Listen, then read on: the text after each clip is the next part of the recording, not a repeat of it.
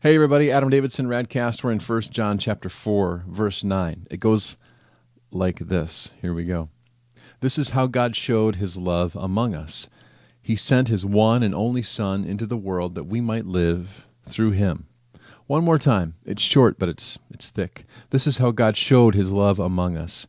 He sent his one and only Son into the world that we might live through him.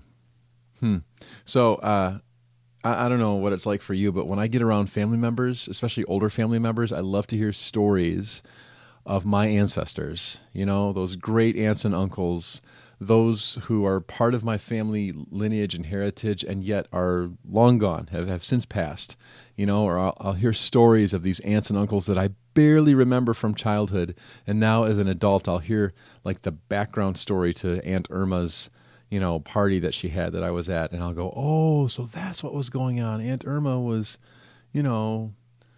selling barrels of paint out of her trunk, like all those, that's not a very good example, but you know what I'm saying, like all those things sort of go click, click, click as you hear stories of your family members. Oh, great grandma was climbing a mountain. That explains the hiking gear. Again, not a good example, not good at all, but it reminds me of how John, here in this short passage, is reminding us of our family lineage. He's like, remember that Christ came to set us free from sin, that Christ comes and shows us his love, and that Christ, in showing us his love, says, this is how I love the people of the world, and so you do it too. He says, don't forget that you are loved. This is how God showed his love to you, like to you today, like to you. He sent his one and only Son into the world, that we might live, that you might live through him. Like he's come to give you life. That's the best gift of all. He's given you life and purpose and hope. He's given you something to do now. He hasn't just said, here's a ticket for heaven.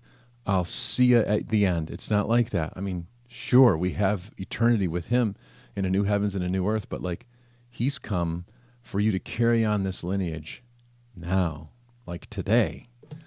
So are you going to run into anybody today in your world, in your travels, somebody who needs love, who needs hope, who needs to just know that they are valued as a co-human being? Like, this is what it is to carry God's love into the world, to show that love. He says that we might live through him. I don't think it's so that we can live for ourselves. It doesn't make sense. Of course we would live for the one who gave himself for us and be under the same motivation to show God's love.